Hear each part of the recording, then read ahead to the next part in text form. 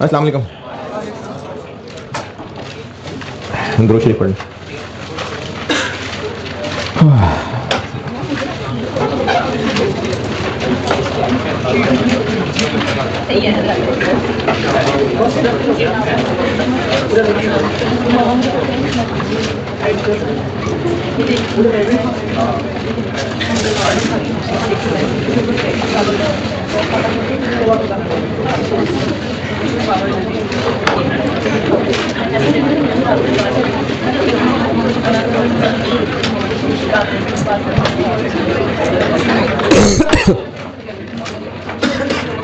मैंने ना एक अकाउंटिंग पॉलिसी चेंज का सवाल और का नोट बनाने को कहा था, तो बनाना था, बनाया भी होना चाहिए था और शायद बना भी लिया हो। किसने बना लिया जी? बस ठीक, बाकियों को यकीन कोई ज़रूरी काम होगा, को बहुत ज़्यादा ज़रूरी काम होगा, है ना।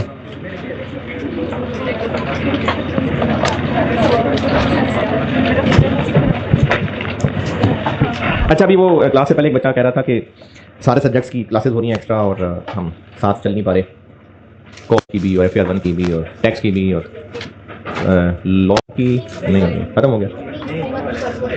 अच्छा, और ये कॉस्ट और FR1 की इसलिए हो रही है क्योंकि सर नासिर ने छुट्टियां की थी, है ना भाई, चल रहा है ना अभी तक सारा मामला। ये जो बेटे कोर्स होता है ना, ये अंदाजन एक टेंटेटिव 4 महीने का टाइम रखा होता है और इसमें सिर्फ मैकेनिकली कन्वे करके कोर्स खत्म नहीं हो जाता, शक्लों को साथ लेके चलना होता है। और ख़ास तौर पे FR1 की शक्लों का मसला ये होता है कि वो ऑफिशियली अकाउंटिंग पढ़ के आए होते हैं और अंदर की बात यह है कि उनको अकाउंटिंग नहीं आती होती, क्योंकि उन्होंने MCQs दिए होते हैं और उनके मुखलिस सीनियर को कहते हैं कि ये फाइनल अकाउंट की जरूरत नहीं है, बस ये 4-5 थ्योरी की चीज़ें आनी है और बस हो जाएगा, पेपर पास हो जाएगा, फालतू का काम है। तो वो फिर या चलो अगर पढ़ने वाले होते भी हैं तो उन्होंने किए होते हैं 2-2 नंबर के सवाल, और वो जब FR1 में आके बड़े बड़े सवाल देखते हैं तो वो डर जाते हैं और फिर बातें भी करते हैं कि सर जैसा पढ़ाते हैं वैसा तो टेस्ट में सवाल नहीं आता, टेस्ट में तो और तरह का सवाल आ जाता है। तो वो उन जज्बात को संभालते संभालते भी टाइम लगता है। बस आपको बताना ये चाह रहा हूँ कि आखिर में आके तड़खाना भी नहीं है, पढ़ाना भी है और टाइम पे फारिग भी करना होता है। तो इसलिए एक्स्ट्रा क्लासेस हो रही हैं, होंगी कॉस्ट की FR1 की। FR1 अभी चलेगा। अरे वो तो एक जोशी खिताबत में 4 कह दिया मैंने है जी बिल्कुल करनी है आपने, सब कुछ आपने पढ़ना ही है। बस आपको ये बताना चाह रहा हूँ कि आपने ना बस हौसला नहीं हारना, क्योंकि अगर आप हिम्मत छोड़ देंगे ना और ये रीजंस ढूंढने शुरू कर देंगे, क्योंकि सर ने छुट्टियां की थी, क्योंकि ये मसला हो रहा था, तो आपको फील नहीं हो रहा, लेकिन आप अपने फेलियर के रीजन जमा करने शुरू कर चुके हैं, आप अपने फेलियर की जस्टिफिकेशन इकट्ठी करनी कर चुके हैं और हो सकता है घर में आस्ता आस्ता कहना भी शुरू कर दिया। तो इसलिए अब बस आपको ये हौसला दे रहा हूं कि अगर तो पास करने का इरादा है तो बस हिम्मत नहीं हारनी। एक्स्ट्रा क्लासेस हो रही हैं तो क्या, जवान बच्चे हैं आप लोग, तो करना है तो करना है, हिम्मत करनी। तो इसलिए हिम्मत नहीं छोड़ना, क्योंकि अगर आपने फरवरी छोड़ दिया ना, कॉन्फिडेंस आपका बिल्कुल गिर जाएगा और पेपर नहीं पास होने का। तो बस जमे रहना और जितना हो रहा है कोशिश करते हैं पूरी, है जी। किधर है, कौन है, कहाँ? इस हफ्ते में क्या क्या डेडलाइन, मतलब डेडलाइन, अरे वाह, इतना सख्त लफ्ज, डेडलाइन 4 को दी थी, है जी, और डेडलाइन तक हो जाएगा यार, कभी ना कभी हो जाएगा, कोशिश तो कर ही रहे। देखें ये जो फाइनल बता देना, मुझे इतना आसा हो गया पढ़ाते हुए। FR1 जिंदगी में पहली दफा पढ़ाया था 2011 में और कॉस्ट जिंदगी में पहली दफा पढ़ाई थी 2016 में। तो अभी तक कोर्स ही मैनेज करना नहीं आया, है ना, इतना आसा हो गया, कोर्स ही नहीं अभी तक मैनेज करना आया। तो सामने वाले बच्चों पे ना डिपेंड करता है, इसलिए उनके हिसाब से चलना होता है। और अभी भी मैं आपको ये नहीं कह सकता दावे से कि 4 तारीख वाले दिन 2:15 कोर्स खत्म हो जाएगा, नहीं, ये आपकी शक्ल पर डिपेंड करता है। हो जाएगा इंशाल्लाह, 18-20 तक नहीं लेके जाऊंगा, मतलब अगर 4 कह रहा हूं तो उसमें 2-3 दिन लग सकते हैं ऊपर, या तो बैठ के रोना शुरू कर दें। इलेक्शन की छुट्टी है तो उतनी होने भी है कि नहीं होनी है? नहीं, मेरी कोशिश पूरी यही है, देखें 4 की कोशिश है 4 नहीं तो 5 हो जाएगा, 5 नहीं तो 6 हो जाएगा, 6 नहीं तो 7 हो जाएगा। नहीं, लेकिन 7 से आगे नहीं, बेशक 15 घंटे पढ़े होते हैं लेकिन 7 से आगे नहीं। चेंजेस इन अकाउंटिंग पॉलिसी का एक सवाल होमवर्क दिया था, सुबह करेंगे, हाँ फारिग करेंगे। जिन्होंने नहीं किया वो इसको नोट करके, लेकिन आंखें बंद कर लें, नहीं कान बंद कर लें, और वो बस इसका सोल्यूशन रख लें, और जब भी कभी जिंदगी में मौका मिले करने का तो टैली कर लेना। कल जो सवाल मैंने होमवर्क दिया था, कल यानी लेक्चर 97 में, तो कोई भी note, let's say 8 changes in accounting policy. एक तो आ जाएगी अंग्रेजी, following accounting policies were changed. क्या क्या किया? Inventory costing from FIFO to FO, और investment property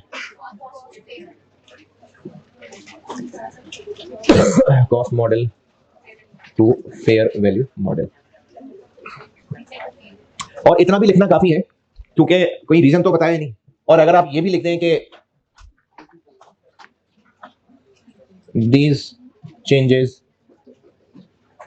are expected to result in more reliable and relevant financial information। ये मैंने आपको चेंजेस इन अकाउंटिंग पॉलिसी सबसे पहला पॉइंट ये लिख के दिया था, पहला है। दूसरा एक हो गई ये अंग्रेजी। फिर उसके बाद हमने बताना होता है इफेक्ट ऑफ चेंज। जी जी, अलग अलग लिखने पड़ेंगे, लेकिन रीजन यही होते हैं। और एक रीजन होता है आईएस चेंज, तो वो आपके लेवल पे कौन सा आईएस चेंज हो रहा है? Statement of financial position. और इस सवाल में एसओएफपी की कौन कौन सी लाइनें हिट हो रही हैं? पीपीई, वो बेचारा कहां से आ गया बीच में? इन्वेस्टमेंट प्रॉपर्टी है, इंक्रीज या डिक्रीज्ड बाय। इन्वेंट्री इंक्रीज्ड या डिक्रीज्ड बाय। और रिटेन अर्निंग इंक्रीज्ड या डिक्रीज्ड बाय। और रुपीस के बनेंगे 2023 भी, 2022 और 2021।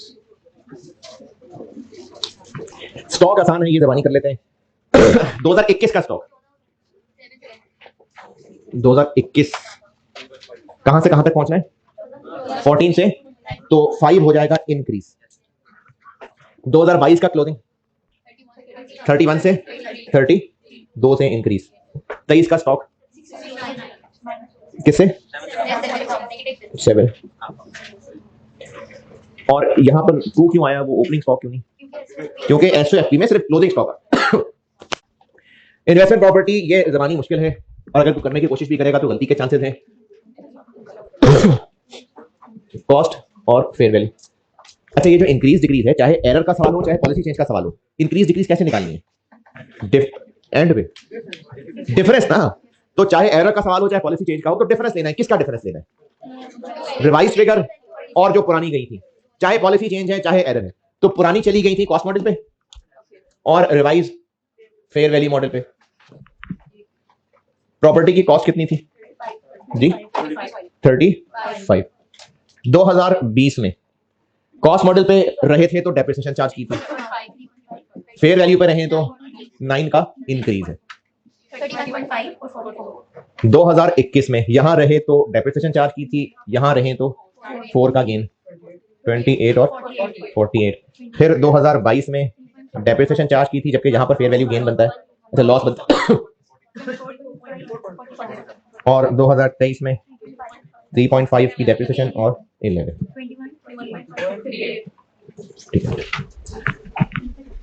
अब हमने पुरानी पॉलिसी और नई पॉलिसी का फर्क लेना है। 2021 में 20 का इंक्रीज, 2022 में 22.5 का इंक्रीज, और 23 में 37 का इंक्रीज। जिन्होंने किया सही, और इन्हीं से बना ले रिटेन अर्निंग्स, क्योंकि इन दोनों में जो चेंजेस हैं वो प्रॉफिट को इफेक्ट कर रही हैं। एसेट साइड पे 25 बढ़ रहा है तो रिटेन अर्निंग भी 25 से ही बढ़ेगी। एसेट साइड पे 24.5 बढ़ रहा है तो रिटेन अर्निंग भी 24.5 से बढ़ेगी। एसेट साइड पे 30 बढ़ रहा है तो रिटेन अर्निंग 30 से बढ़ेगी। और अगर ऐसे नहीं करना तो आप रिटेन अर्निंग की अलग वर्किंग कर ले। और इसी में आगे चल रहा हूं, statement of comprehensive income. Income statement की कौन कौन सी item? Cost of cell,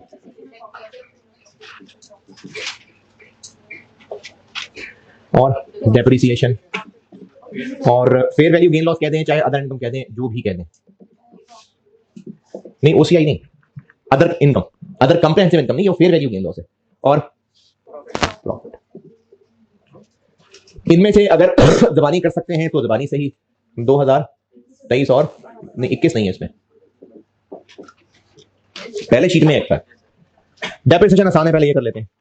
depreciation, depreciation, depreciation, इसको बंद करना यार।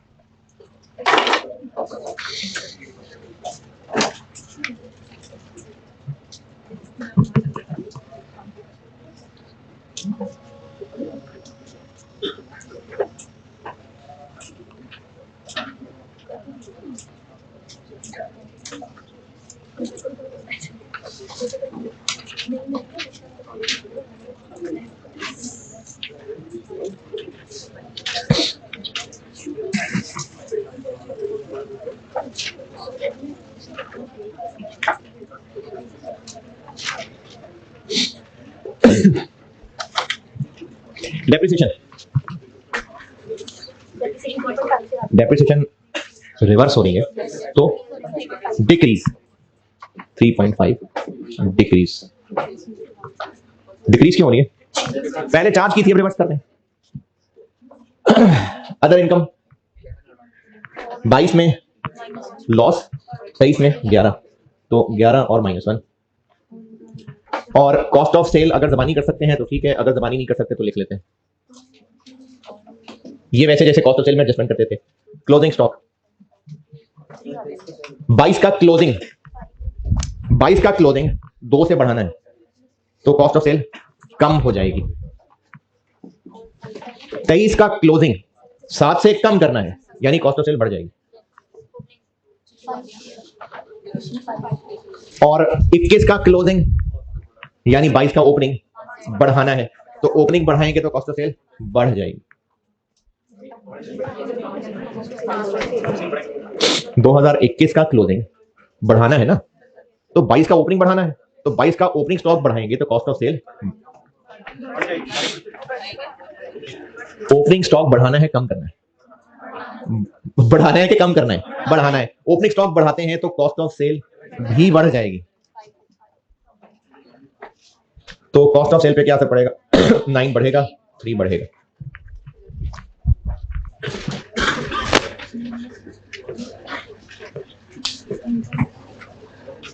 थ्री से एक्सपेंस बढ़ रहा है, प्रॉफिट कम होगा, -3। 3.5 से एक्सपेंस कम हो रहा है, प्रॉफिट बढ़ेगा, +3.5। 1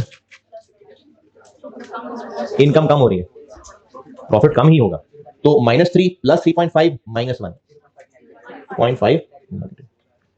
एक्सपेंस बढ़ रहा है, प्रॉफिट कम होगा, एक्सपेंस कम हो रहा है, प्रॉफिट बढ़ेगा, इनकम बढ़ रही है, प्रॉफिट बढ़ेगा। -9 + 3.5 + 11। जिन्होंने किया है, जिन्होंने नहीं किया तो वो बेहतर समझते होंगे कुछ, जिन्होंने किया है इसमें बताएं कि क्या गलती आपसे थी जो अब भी समझ नहीं आई। किसी का सही था ये पूरा? 1 2 3 ठीक।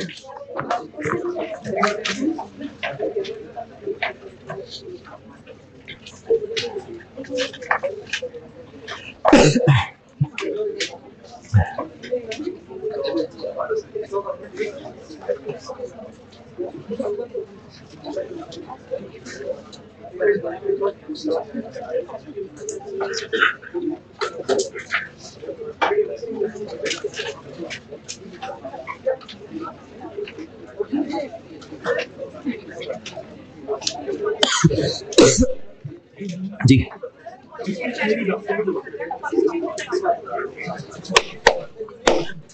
क्योंकि एरर में हम प्रायर पीरियड एरर बता रहे हैं, प्रायर पीरियड, तो उसमें तो 23 आना बनता ही नहीं है। लेकिन पॉलिसी चेंज इस साल की फिगर पे भी तो कुछ फर्क ही पड़ रहा है ना, अगर पुरानी पॉलिसी होती पॉलिसी चेंज इस साल की फिगर पे भी फर्क पड़ रहा है क्योंकि हम पॉलिसी बदल रहे हैं। अगर पुरानी पॉलिसी होती तो कुछ और फिगर्स होती, जबकि एरर में हम क्या ही प्रायर पीरियड एरर की बात है, तो इसलिए एरर में 23 बनाने का तुक नहीं है, मजबूरन 22 और 21 ही बनता है। लेकिन पॉलिसी चेंज में तो 23 भी इफेक्ट हो रहा है। मैंने आपको पिछली क्लास में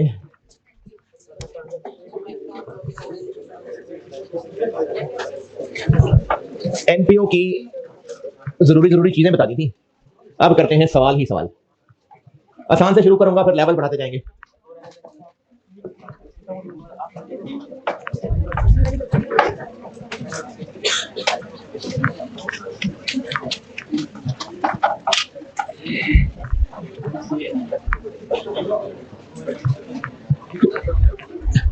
अच्छा, मैंने इसमें ना तीन टाइप्स ऑफ क्वेश्चन बनाए थे। एनपीओ के एग्जाम क्वेश्चन में मैंने 3 टाइप्स ऑफ क्वेश्चन बनाए थे। एक में ट्रायल था, एक में ट्रायल नहीं था, और एक स्टैंडर्ड्स वाले थे। तो पहले करते हैं हम लोग वो क्वेश्चंस जिनमें ट्रायल नहीं है।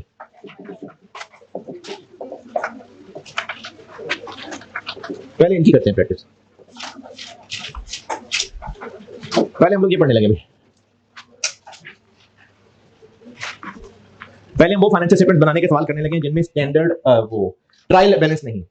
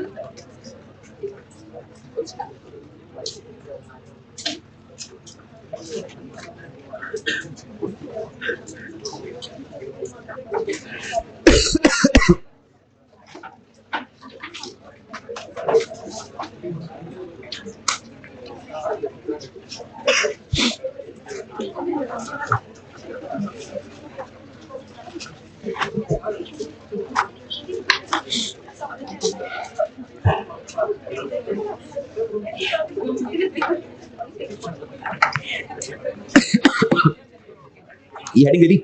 ये मैंने ना आपको 3 बताए थे, इनफैक्ट मैंने 2 पॉइंट लिखे थे और पहले के 2 टुकड़े तोड़े थे, तो मैं इसमें से पहला वाला बता रहा हूं।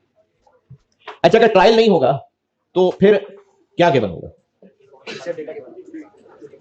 नॉर्मली ना? अच्छा, ये मैं आपको बता रहा हूं mainly for income and expenditure and SOFP question, क्योंकि अगर जस्ट रिसीट एंड पेमेंट्स का सवाल है तो फिर इतनी साइंस नहीं है जो मैं सिखाने लगा। ये मैं उस सवाल की बात कर रहा हूं जिसमें इनकम एंड एक्सपेंडिचर या और एसओएफपी मांगा होता है। यानी बड़ा सवाल ये है। बाकी हो सकता है 5 नंबर का सवाल हो इनकम एंड एक्सपेंडिचर अकाउंट बस, या हो सकता है 6-7 नंबर का रिसीट एंड पेमेंट का सवाल हो, तो उसके लिए इस गाइडेंस की जरूरत नहीं है। ये मैं आपको बता रहा हूं एक बड़ा सवाल जिसमें इनकम एंड एक्सपेंडिचर और एसओएफपी दोनों पूछे हुए हैं। गिवन आपको क्या होगा? एक तो आपको गिवन होगा ओपनिंग बैलेंसेस, यानी साल के ओपनिंग बैलेंसेस। अच्छा, इसमें सवाल वाले की मेहरबानी हो सकती है कि आपको ये ऑब्वियस बताए हो या आपको पहेलियां पूछी। और पहेलियां पूछी से मुराद वो है जो मैंने पिछली क्लास में वो ओपनिंग एडवांस कैलकुलेट करवाई थी, ओपनिंग एडवांस, ओपनिंग रिसीवेबल, तो उस तरह से कैलकुलेट भी करना पड़ सकता है। ओपनिंग बैलेंसेस गिवन होंगे, फिर इसके अलावा रिसीट्स और पेमेंट्स गिवन होंगी, ये जरूर होंगी वरना ये काम नहीं चलता। फिर इसके अलावा आपको कुछ और जरूरी चीजें अंग्रेजी में लिख के दी होंगी, और फिर सारे तो यकीनन नहीं, कुछ क्लोजिंग बैलेंसेस दिए होंगे। कुछ सारे दे दी तो बैलेंस शीट नहीं मांगेगा, तो कुछ क्लोजिंग बैलेंसेस दिए होंगे।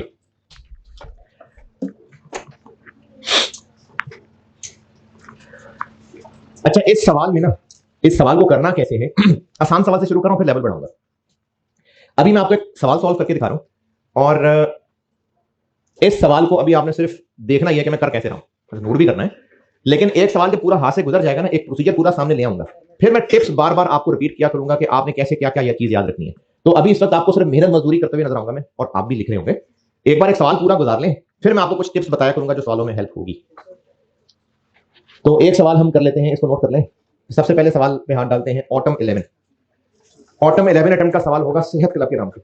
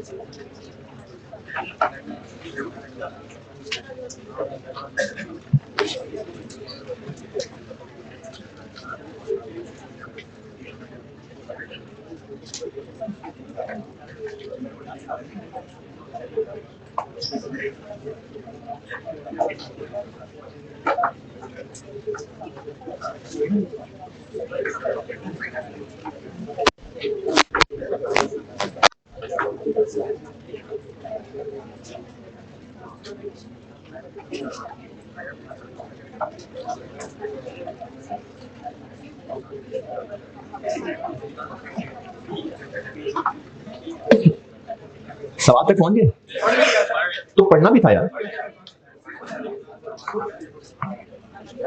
सबको कहा पढ़ने का, सबको, सारे।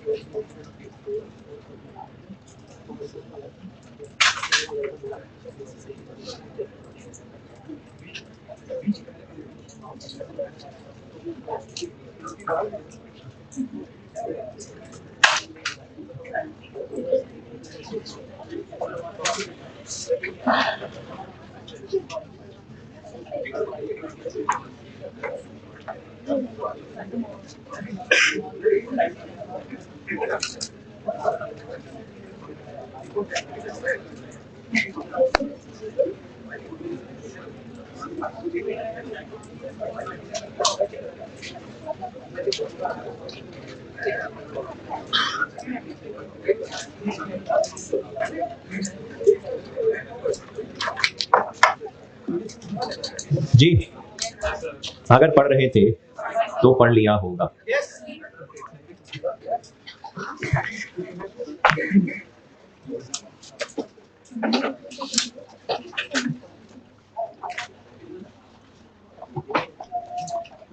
वो उधर यहाँ के साथ में। हाँ, सवाल पढ़ा है? कहाँ तक पहुंचे?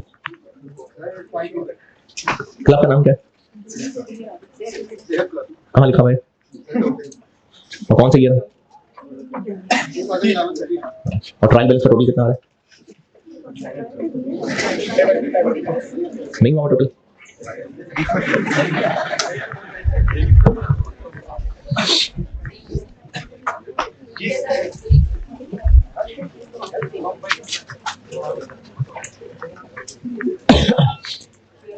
इस सवाल को करने का तरीका, जब बार बार यही तरीका बार बार रिपीट होगा ना तो याद हो जाएगा। इस सवाल को करने का तरीका ये है कि अब मेहनत मजदूरी है, टाइम लगेगा, इसमें घड़ी नहीं देखनी। इस सवाल को करने का तरीका ये है कि ट्रायल बैलेंस नहीं बना हुआ तो बना लेते हैं, हम खुद बन जाते हैं अकाउंटेंट। अच्छा, अकाउंटेंट क्या करता, यानी पूरे साल की अकाउंटिंग का प्रोसीजर क्या है? सबसे पहले साल के शुरू में बीडी बैलेंसेस, सबसे पहले बीडी बैलेंसेस, फिर उसके बाद सारी ट्रांजैक्शंस रिकॉर्ड लेजर में पोस्ट, फिर उसके बाद ट्रायल बैलेंस, लेजर के सीडी बैलेंसेस, फिर ट्रायल, फिर आगे। तो ये सारा काम हम खुद संभाल लेते हैं अगर अकाउंटेंट से नहीं हो रहा। लेकिन क्या जर्नल बनाए बैठ के नहीं, इतना नहीं करना, लेकिन वही काम हम जरूर वर्किंग में संभाल लेंगे। तो अगर ट्रायल नहीं गिवन तो सवाल करने का तरीका यह है कि हम खुद बन जाते हैं अकाउंटेंट। तो सबसे पहले तो आप जो सवाल की रिक्वायरमेंट है वो बना के जगह खाली छोड़ लें, हम ये मैदान तैयार करके फिर खेलते हैं। ऑटम 11 रिक्वायर्ड क्या है? Sehat club income and expenditure account for the year ended June 30, 2011, और तकरीबन एक पेज लग जाया करेगा। तो आप एक पेज पे टी अकाउंट बना लें। ये साइड एक्सपेंसेस की और ये इनकम्स की, और HFP रिकॉर्ड है वो भी बना लें। Sehat club statement of financial position as at 30 June 2011। Non current assets. अच्छा, हर हेडिंग में क्या 4-4-5 लाइनें आएंगी? तो वो 4-4-5 लाइनें छोड़ लेते हैं। 4-5 लाइनें नॉन करंट एसेट्स की हेडिंग देके छोड़ दें। चलो 2 एक्स्ट्रा करंट एसेट्स के लिए छोड़ दें। इक्विटी में 3-4 लाइनें छोड़ दें।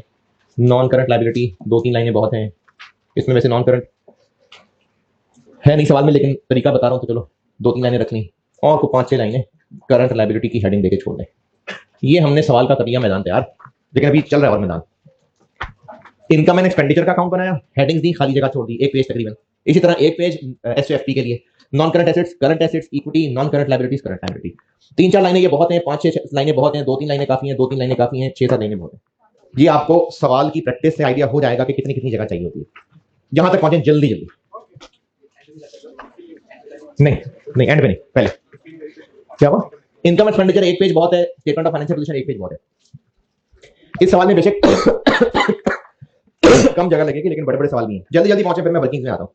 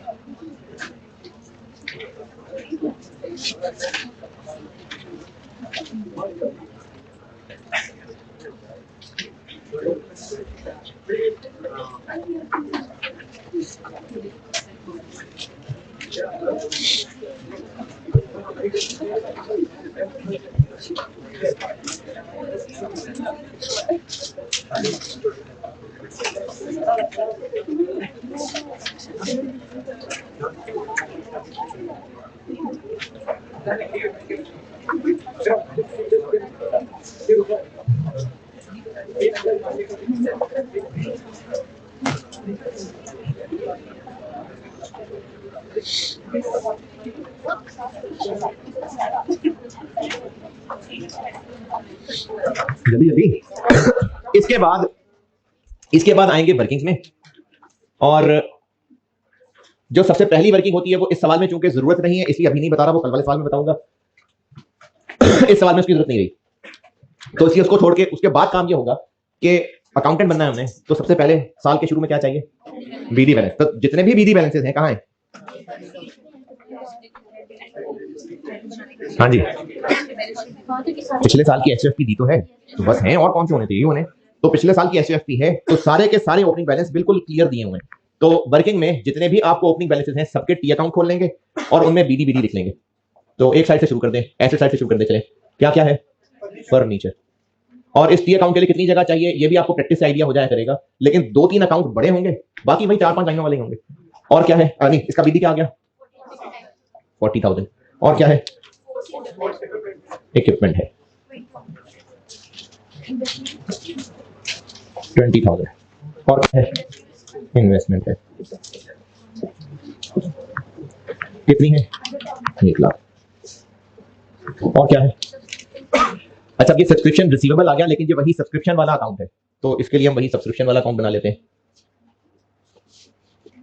यानी opening receivable, opening advance, receipts वगैरह। तो अभी फिलहाल इसमें ओपनिंग रिसीवेबल है 15,000। आगे इंटरेस्ट रिसीवेबल, ये वही इंटरेस्ट इनकम आ गई। ये इंटरेस्ट एक्सपेंस है, ये बेशक रिसीवेबल आ रहा है लेकिन ये इंटरेस्ट इनकम से रिलेटेड है। इंटरेस्ट इनकम वाला अकाउंट बनाऊं वर्किंग या एक्सपेंस वाला? रिसीवेबल है इनकम वाला, तो ये इंटरेस्ट इनकम वाला अकाउंट बना लेते हैं, यानी ओपनिंग रिसीवेबल, ओपनिंग एडवांस वाला। तो अभी है रिसीवेबल 11,000। और अच्छा, बैंक बैलेंस है, इसका हम वर्किंग में टी अकाउंट बनाएं या जरूरत नहीं? अगर थोड़ी सी नजरें उठा के देखेंगे तो बना हुआ है पूरा का पूरा। ये हम वर्किंग्स में सब काम क्यों कर रहे हैं? हम अकाउंटेंट बनने लगे, तो अकाउंटेंट बन के क्या करेंगे? पूरे साल की अकाउंटिंग कर लेंगे। जितने बीडी बैलेंसेस हैं सबको बीडी बैलेंस लिखा, अब ये टी अकाउंट क्यों खोली? अगला काम क्या करूंगा? सारी ट्रांजैक्शंस का डेबिट क्रेडिट पूरा करेंगे। डेबिट क्रेडिट पूरा करते रहेंगे ना, सवाल पे कंट्रोल रहेगा। तो बैंक वाला टी अकाउंट बनाऊं? जी नहीं, वो बना हुआ है, वो वैसे ही हम वहां से डेबिट क्रेडिट देख लेंगे। और आगे चलिए आप दूसरी साइड पे आ जाए जी। जनरल फंड, और ये वो है जो आपको मैंने कैपिटल फंड के नाम से बताया था ना, जब आपको बैलेंस शीट का फॉर्मेट बना के दिया था, वहां देखिए मैंने इक्विटी में लिखा था कैपिटल फंड। तो उसी के ही दो नाम और बता रहा हूं, वही जगह है तो वहीं लिख ले। कैपिटल फंड मैंने परसों वाली क्लास में फॉर्मेट बना के दिया था बैलेंस शीट में, उसमें कैपिटल फंड के साथ जनरल फंड और एक्यूमुलेटेड फंड, दोनों तीनों एक ही चीज है। कैपिटल फंड, इसी का एक और नाम जनरल फंड है। परसों बैलेंस शीट का फॉर्मेट बनाया था, उसमें मैंने इक्विटी में कैपिटल फंड लिखा था। इसी को ही जनरल फंड भी कहेंगे और इसी को ही एक्यूमुलेटेड फंड भी कहेंगे, एक ही बात है। तो जनरल फंड कितना आ गया? 172। और क्या है जी? रेंट। ये अब मैं इनकम वाला अकाउंट, एक्सपेंस वाला अकाउंट? एक्सपेंस वाला ना, क्योंकि रेंट पेएबल आ रहा है। ये रेंट एक्सपेंस वाला अकाउंट आ गया। तो ओपनिंग पेएबल कितना? 11,000। आगे सेल। इस चैप्टर में ये बहुत ज्यादा इस्तेमाल होने एक्सपेंस इनकम वाले एक्रूवल वाले अकाउंट। तो सैलरीज, ये भी वही एक्सपेंस वाला अकाउंट। Opening payable 17500।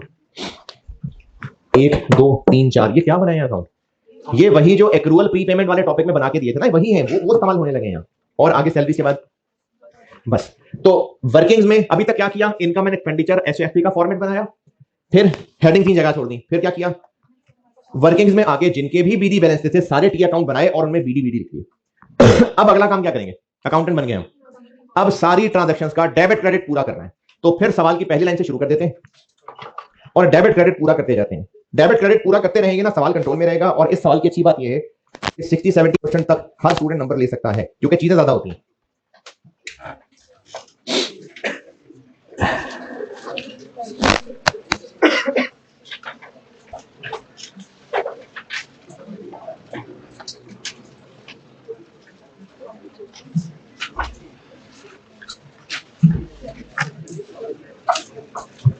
जी पहली लाइन में कोई ट्रांजैक्शन है? पहली ट्रांजैक्शन है तो पहली लाइन में तो उसने सिर्फ रिसीट पेमेंट अकाउंट का बताया। चलिए रिसीट पेमेंट अकाउंट के अंदर चलते हैं। हाँ जी, सबसे पहली ट्रांजैक्शन रिसीट साइड से शुरू कर देते हैं। ओपनिंग वाले तो ट्रांजैक्शन नहीं है ना, ट्रांजैक्शन जी। अरे फर्नीचर शुरू में नजर आ गया, सब्सक्रिप्शन लिखा तो हुआ है। सवाल देखें, अदर इंफॉर्मेशन में डायरेक्टली वन पॉइंट पे नहीं जंप कर जाना, सवाल के शुरू से चले। ये जो रिसीट एंड पेमेंट अकाउंट है, ये क्या है? क्या हुआ है? 15 साल पुरानी बातें लिखी है। ये क्या हुआ है? इस साल में होने वाली रिसीट और पेमेंट की ट्रांजैक्शन है। तो रिसीट साइड से शुरू कर लेता हूं। चलें, सबसे पहली ट्रांजैक्शन क्या है? सब्सक्रिप्शन रिसीव हुई है। क्या अकाउंटिंग बनेगी? बैंक डेबिट हुआ है और सब्सक्रिप्शन क्रेडिट। ये कितनी? 201। अच्छा, रेक्टिफिकेशन ऑफ एरर दिमाग से निकाल देना है। ये नहीं कि कोई एरर था तो मैं ठीक कर रहा हूं। मैं अकाउंटेंट बनके सारा साल के अकाउंटेंट बनके हम लोग ट्रांजैक्शन रिकॉर्ड कर रहे हैं। दे देता ट्रायल बैलेंस तो वहीं से आगे चल लेते, नहीं दिया तो हम खुद अकाउंटेंट की सीट पे आ गए। अगली ट्रांजैक्शन क्या है? Entrance fees. ये क्या चीज होगी? ये वही जो ज्वाइनिंग फीस टाइप चीज थी। तो अकाउंट बना हुआ है? नहीं, बना लेते हैं। एंट्रेंस फीस जी, एंट्री बताएं। बैंक डेबिट और ये क्रेडिट कितना? 63। चले आगे चले।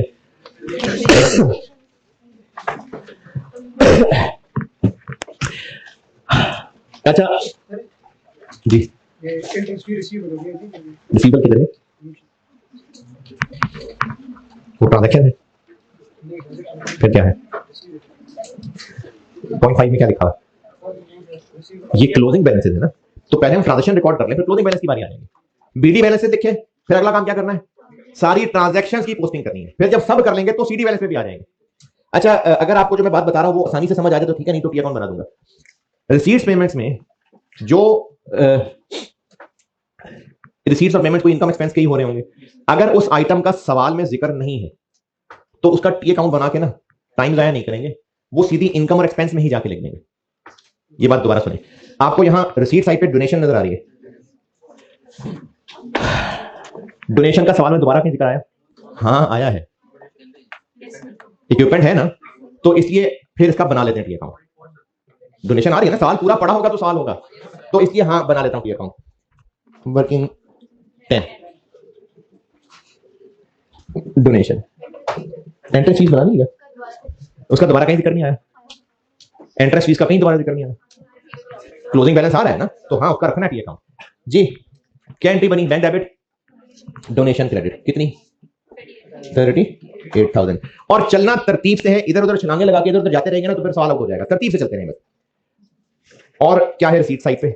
इंटरेस्ट, ये बैंक डेबिट और ये क्रेडिट, कितना?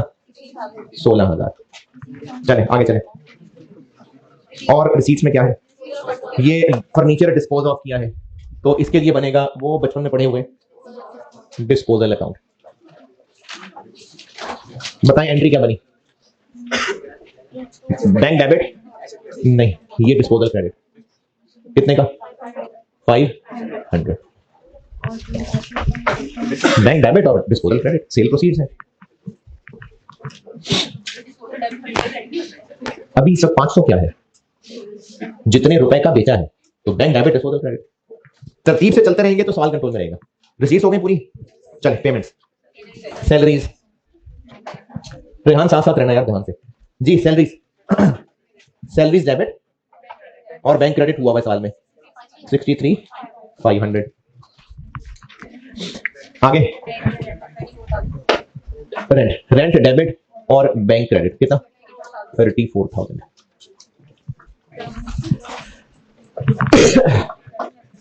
ट्रैवलिंग एक्सपेंस, इसका दोबारा कहीं जिक्र है सवाल में, तो इसका टी अकाउंट बनाने का अगर दिल है किसी का तो बना ले, अदरवाइज वो एक्सपेंस है ना, इधर ही आना है ना। तो ट्रैवलिंग एक्सपेंस डेबिट कितना? 1500 और बैंक क्रेडिट हुआ। डबल एंट्री डेबिट क्रेडिट चलाते रहेंगे तो सवाल पे कंट्रोल रहेगा। आगे पेमेंट्स में क्या है? स्टेशनरी एंड प्रिंटिंग, कहीं सवाल में इसका दोबारा जिक्र, तो एक्सपेंस स्टेशनरी डेबिट और बैंक क्रेडिट 1000। आगे जनरल चार्जेस, कहीं पर कोई और दोबारा जिक्र, तो बस जनरल चार्जेस एक्सपेंस डेबिट और बैंक क्रेडिट कितना? 2500। आगे पीरियोडिकल, ये आप समझ लें जैसे कोई मैगजीन्स, कोई मंथली रिसाले, अखबारें जहां टाइप, तो वो इस सेहत क्लब में बड़े बड़े बंदे आके बैठते होंगे तो वो पढ़ते होंगे फिर साले, तो ये एक्सपेंस है, एसेट है, एक्सपेंस है। और दोबारा कहीं जिक्र, तो एक्सपेंस पीरियोडिकल के नाम से यहां डेबिट 500 और बैंक क्रेडिट। और इन्वेस्टमेंट, ये इन्वेस्टमेंट डेबिट और बैंक क्रेडिट 2 लाख। आगे ये हो गई रिसीट्स और पेमेंट में नजर आने वाली ट्रांजैक्शन। यहां तक इसको नोट कर ले रेहान, बिल्कुल स्लो स्लो ना, पहले उस शीट पे जाना उधर भाई, और कोई 1 मिनट रोक लेना, और फिर इस शीट पे आके 2 मिनट रोक लेना जी। ये जो रेंट और इंटरेस्ट का अमाउंट है, ये सवाल से गेस किया है कि ये इनकम है एक्सपेंस है। ये हमें रिसीट्स और पेमेंट से पता चला है ना, क्योंकि अगर रेंट पे हो रहा है तो ये एक्सपेंस है, इंटरेस्ट रिसीव हो रहा है मतलब इनकम है, तो फिर 2 अलग अलग अकाउंट बन जाएंगे। नहीं अलग अलग, एक्सपेंस इनकम का कमाई ना बनाए, तो रेंट एक्सपेंस और इनकम 2 अलग अलग चीजें हैं ना, तो 2 अलग अलग बनाते। इनकम और एक्सपेंस का तो नाना इकट्ठे बने। इनकम का अलग होगा, opening receivable, opening advance, receipt, income, closing advance, closing receivable, और एक्सपेंस का अलग होगा, वो नहीं कंबाइन कर देना। हाँ वो कंबाइन बना देते।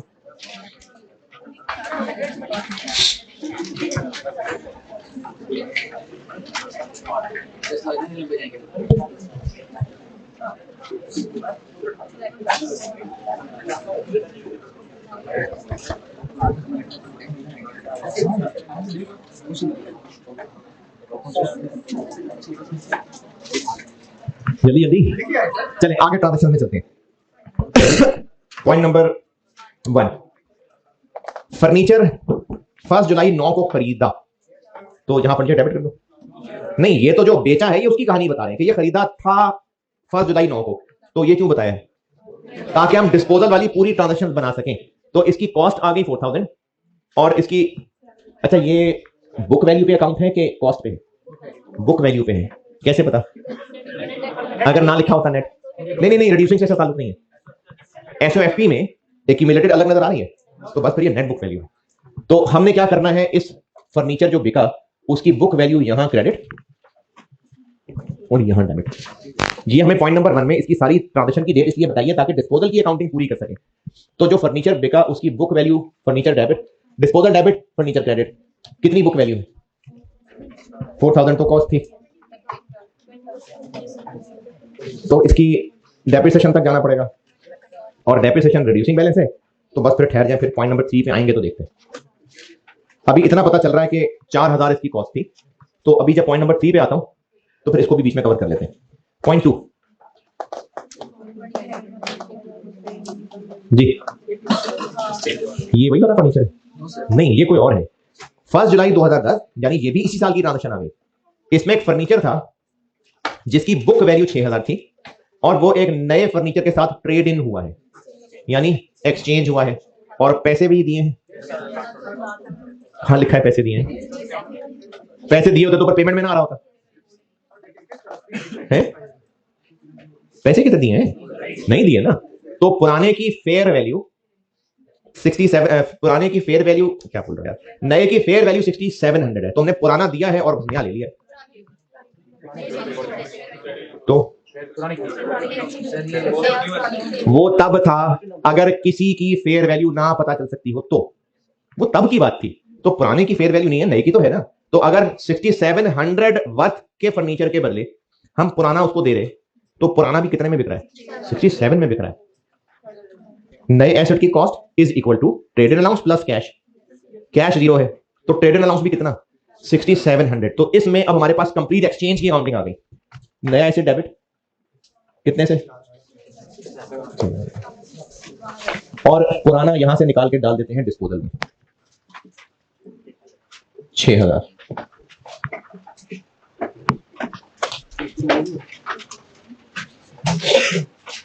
देखिए नया फर्नीचर इतने से और पुराने की फेयर वैल्यू कितनी, सेल वैल्यू कितनी लग रही है? 67। और डिस्पोजल में सेल वैल्यू आया करती है ना, ये सेल वैल्यू आ गई 67। ये आपके बचपन जवानी का टॉपिक है IAS 16। वो जब इसको बैलेंस करेंगे तो प्रॉफिट आ जाएगा। नया फर्नीचर 6700, एडिशन में 67 आ गया। यहां पर बिकने वाले एसेट की क्या वैल्यू आती है? Trade allowance. ये ट्रेड अलाउंस आ गया, ये डेबिट क्रेडिट पूरा हो गया। और पुराने को बुक्स में से निकालना है तो पॉइंट नंबर 3,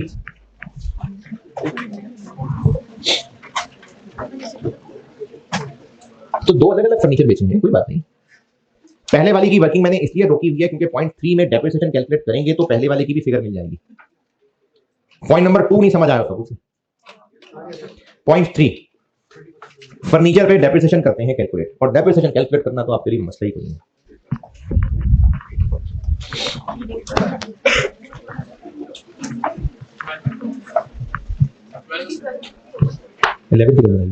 अच्छा डिस्पोजल, फर्नीचर की डेप्रिसिएशन निकाल रहा हूं। जो एसेट बिका है उसको पहले लाना होता है हमें साल के शुरू तक। तो पहला एसेट कब बिका है?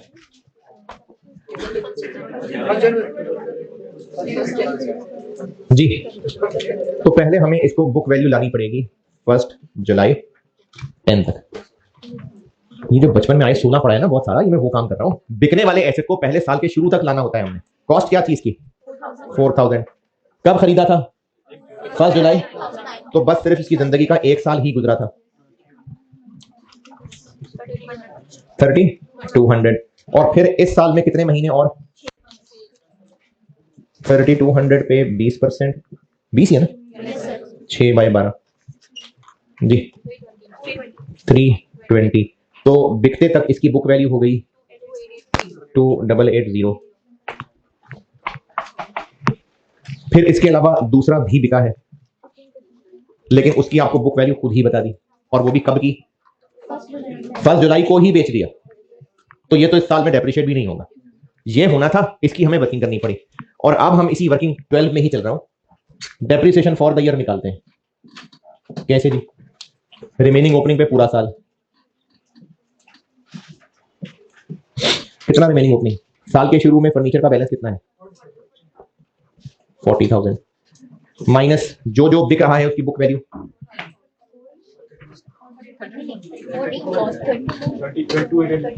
30, साल के शुरू की, और एक और बिक रहा है, बाकी बचे पे पूरा साल। और ये जो बिका 320, और दूसरा जो बिका वो तो पहले ही दिन बिक गया, और जो नया खरीदा कितने महीने मौजूद रहा?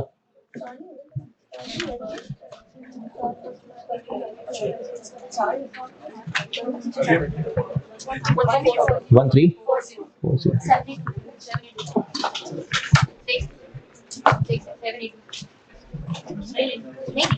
सारे जीरो हैं। ये डेप्रिसिएशन तो आपने ऐसे कर ली। आप इस डेप्रिसिएशन की एंट्री बताएं। डेप्रिसिएशन डेबिट फर्नीचर की 7820, और क्रेडिट क्या करूं? फर्नीचर।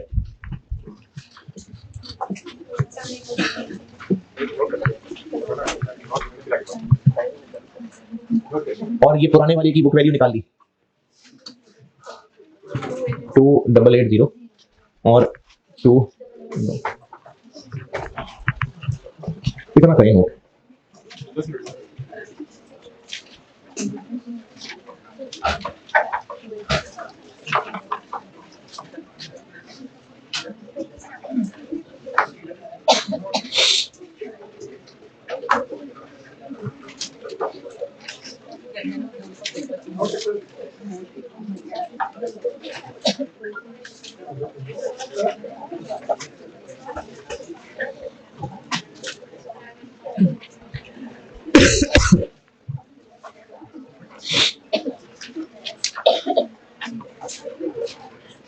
अच्छा, जो लोग मरने वाले हो गए, मैंने कहा है मेहनत मजदूरी वाला सवाल होता है? हम डेबिट क्रेडिट ही कर रहे हैं क्या? स्प्रिंग में तो उसका बहुत चांस होता है। अरे भी पहला सवाल किया यार, आप तो मरने वाले हो गए आपने।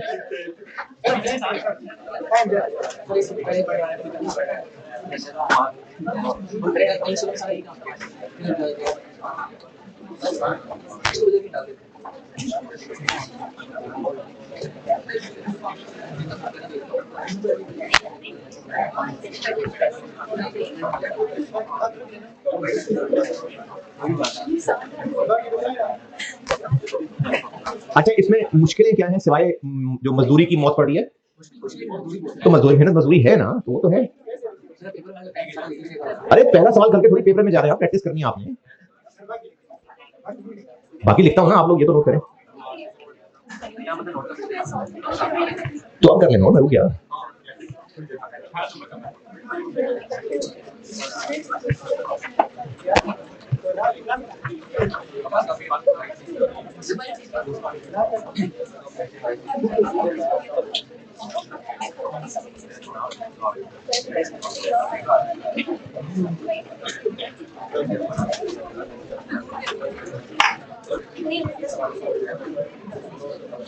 अच्छा, बहुत इंपॉर्टेंट मोड पे आएगा सवाल।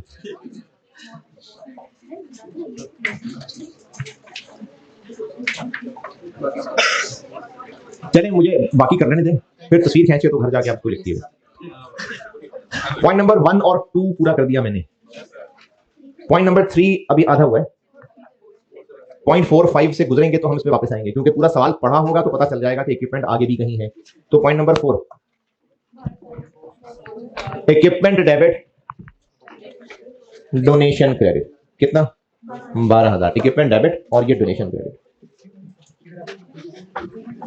ये working 2, equipment debit donation credit. अब पॉइंट 3 पे वापस। 15% इक्विपमेंट पे डेप्रिसिएशन है, किस पे लगाऊं 15%? इस 20 पे, इस 20 पे, ये तो आखिरी दिन आया है, तो इसके ऊपर डेप्रिसिएशन, ये तो आखिरी दिन मिला है ना, यही है जो पूरा साल रहा है। कितनी? इक्विपमेंट क्रेडिट और ये डेप्रिसिएशन है 3,000। डेप्रिसिएशन डेबिट, इक्विपमेंट क्रेडिट, 0.3 के बाद 0.4 डन। आगे अच्छा, अब अभी तक जो किया, इनकम एंड एक्सपेंडिचर का अकाउंट बनाया, हेडिंग्स देके जगह छोड़ दी, एसओएफपी का फॉर्मेट बनाया, हेडिंग देके जगह छोड़ दी। फिर वर्किंग में जाके सबसे पहला काम, जितने ओपनिंग बैलेंसेस थे सारे टी अकाउंट खोले, उन सबके बीडी लिख लिए। फिर उसके बाद सवाल की पहली लाइन से लेके आखिरी लाइन तक चलना है और सारी ट्रांजैक्शंस का डेबिट क्रेडिट जरूर पूरा करना है। उसके बाद आखिरी काम रह जाएगा क्लोजिंग बैलेंसेस, जिस जिसके हैं वहां लिख ले। किस किस का है? सब्सक्रिप्शन रिसीवेबल, ये यहां सीडी आ जाएगा 8000, और इसकी डबल एंट्री कर लो, कोई नहीं, सीडी है ये। दूसरा क्या है? इंटरेस्ट फी रिसीवेबल, इसका सीडी कितना? 3000। और क्या है? सैलरीज आउटस्टैंडिंग, ये क्या है? सैलरीज आउटस्टैंडिंग, सैलरीज पेएबल, ये।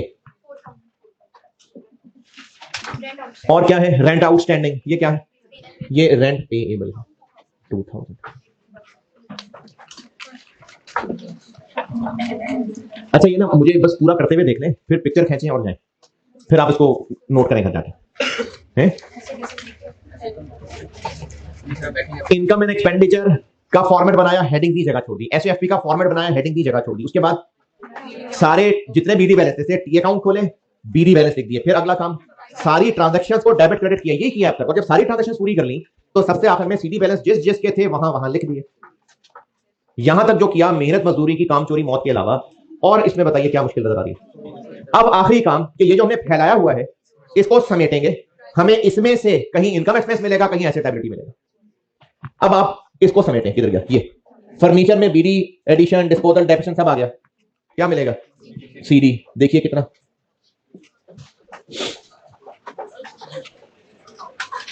बाकी सब डेबिट क्रेडिट पूरा कर दिया हमने जी। 30,000। क्या करें इसका? एसओएफपी पे नॉन करंट में लिख दें। फॉर्मेट बनाया था ना, खाली जगह छोड़ी है, लिख दें नॉन करंट में फर्नीचर।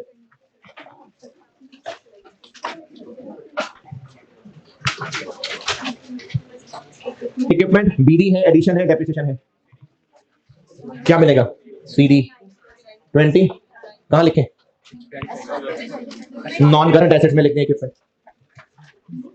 यानी हम ट्रायल बैलेंस के तकल्लुफ की बजाय बस सीधा सीधा ट्रायल बना के भी तो वही फेंक दी थी, बस रेलिवेंट जगह फेंकते जा रहे हैं। नॉन करंट में नहीं आएगा। आगे इन्वेस्टमेंट, यहां क्या है? ओपनिंग है और इतनी मजीद इन्वेस्टमेंट की है, सीडी। एसेट है ना ये, कहां लिख दें? करंट में लिखना है, करंट में लिख दें, नॉन करंट में लिखना है, नॉन करंट लिख दें, दोनों ठीक है, पर किसी एक जगह लिखना, दोनों में से जहां मर्जी लिख दें।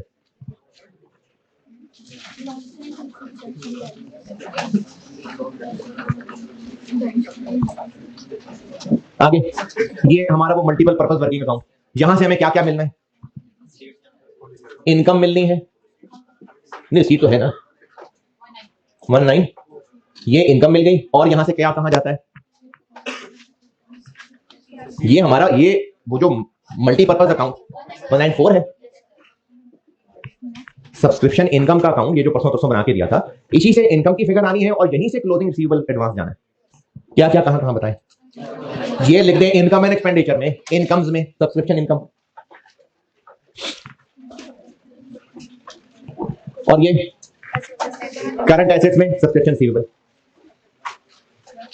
ये जो एक्रूअल प्रीपेमेंट की पैदावार वर्किंग है ना, ये हमारे डुअल पर्पस अकाउंट है।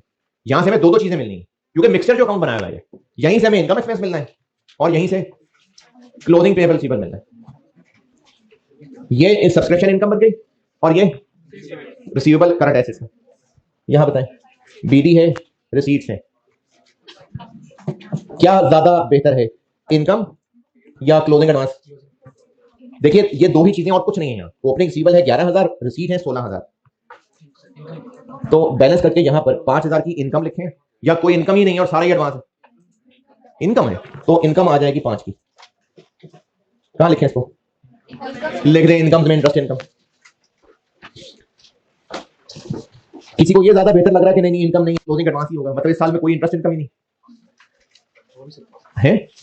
जब हम कोई मिसिंग फिगर निकाल रहे हैं तो इन दो के अलावा इस अकाउंट में इनकम आनी थी या क्लोजिंग रिसीवेबल आना था, तो बैलेंस करके इस साइड पे आ रहा है तो क्या कहें इसको? इनकम ही है ना, तो इनकम है, interest income. General fund equity में लिख दें जाके,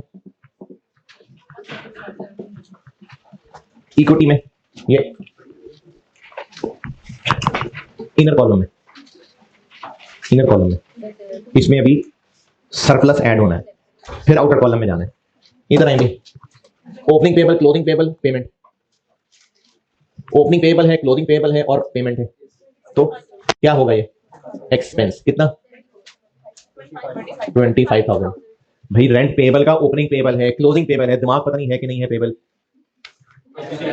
rent, opening payable, closing payable, payment, तो बैलेंस करके यहां क्या निकलेगा एक्सपेंस होगा। तो अब इस वर्किंग से हमें काम की चीजें मिल गई ये, और तो इसको कहां लिख लें एक्सपेंसेस में रेंट एक्सपेंस, और इसको current liabilities rent payable.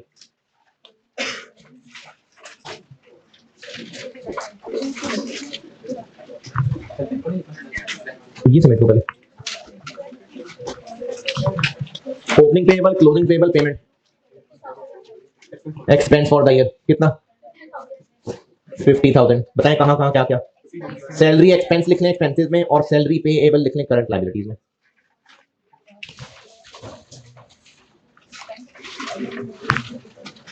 Salary expense expenses में, और सैलरी पेएबल करंट लायबिलिटीज में। ये सारी जगह इसलिए खोल आए थे कि यहां से वर्किंग समेटेंगे और रेलिवेंट जगह फेंकते जाएंगे बस। एंट्रेंस फीस, ओपनिंग तो कुछ है नहीं, रिसीट है और क्लोजिंग रिसीवेबल है। Income for the year 66,000। क्या क्या कहां कहां लिखें, ये इनकम में लिख दें और ये करंट एसेट्स में लिख दें।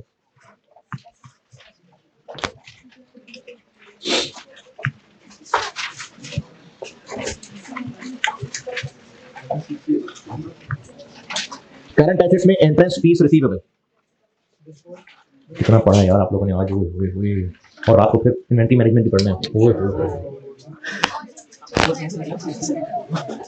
कितनी हिम्मत है आप लोगों की, माशाल्लाह माशाल्लाह। है दुआएं तो हैं लेकिन हरकतें भी होनी चाहिए ना, ठीक दुआएं तो हैं। एंट्रेंस फीस, और क्या रह गया, डोनेशन।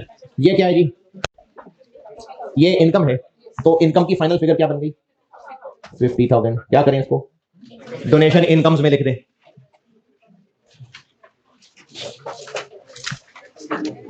50,000।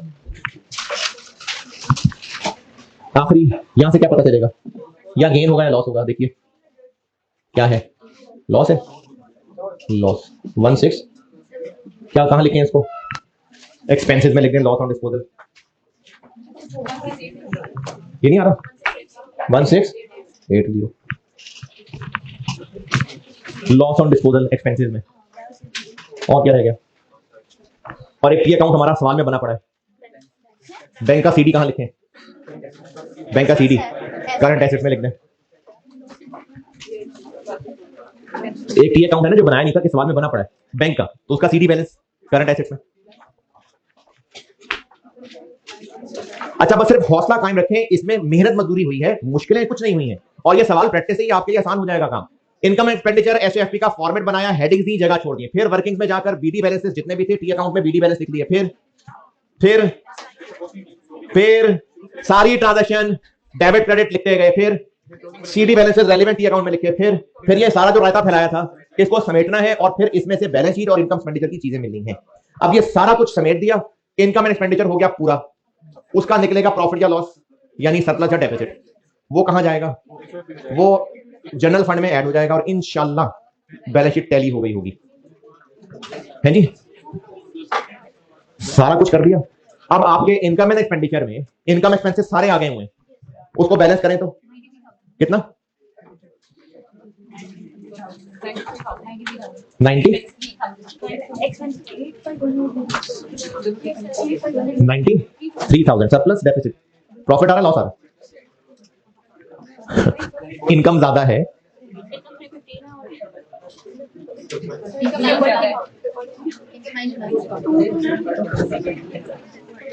सोच में है। इनकम एंड एक्सपेंडिचर, इनकम्स और एक्सपेंसेस का टोटल करें तो किधर निकल रहा है डिफरेंस, सरप्लस है ना, कितना है, एक्सपेंस ज्यादा है। एक है इनकम साइड, एक है एक्सपेंसेस की साइड।